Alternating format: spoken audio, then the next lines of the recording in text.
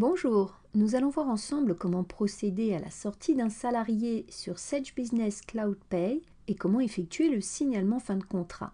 Lorsqu'un salarié quitte l'entreprise, vous devez préciser sur sa fiche sa date de départ avec son motif de rupture, le montant de ses indemnités et éditer ses états de sortie. Vous devez ensuite procéder à l'envoi du signalement fin de contrat.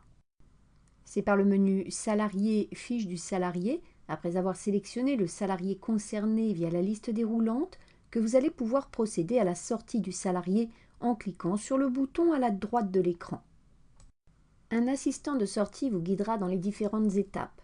Commencez par choisir le type de déclaration, AED dans le cas où le salarié est exclu de la DSN ou pour le salarié dont la date d'entrée est inférieure à la date d'envoi de la première DSN et non déclarée dans au plus 12 DSN mensuels précédant sa sortie.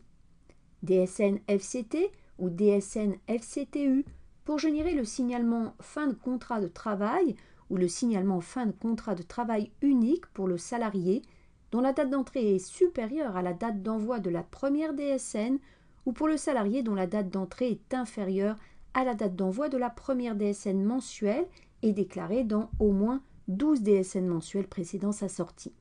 Renseignez ensuite sa date de départ et le motif de rupture à partir de la liste déroulante. Cliquez ensuite sur le bouton « Confirmer la sortie ». Dans la page suivante de l'assistant de sortie, vous devez renseigner les éléments en rapport avec les indemnités qui seront versées au salarié sortant et qui permettront d'établir son dernier bulletin de paye. En cliquant sur « Suivant », vous devez dérouler chaque élément afin de contrôler et modifier si besoin ces données de paye. Cliquez sur « Suivant » en bas de la page pour arriver sur les absences et congés du bulletin. Vous pouvez créer à partir de l'assistant une nouvelle absence, sinon passez à l'étape suivante. Cette quatrième étape vous permet de vérifier, modifier et recalculer le dernier bulletin du salarié sortant. Descendez dans le bas de la fenêtre pour voir toutes les informations. Passez par le bouton « Imprimer » afin d'imprimer le dernier bulletin pour le salarié. Passez ensuite à la dernière étape de l'assistant pour générer les documents liés à la rupture du contrat de travail, à savoir certificat de travail et solde de tout compte entre autres. C'est cette dernière étape qui va vous servir à effectuer le signalement fin de contrat, permettant de transmettre à Pôle emploi les éléments liés à la rupture du contrat de travail pour que le salarié puisse bénéficier des indemnités chômage. Si nécessaire, vous pouvez modifier certains éléments. Après quoi, cliquez sur le bouton « Terminer » en bas de la fenêtre pour générer automatiquement le signalement de fin de contrat.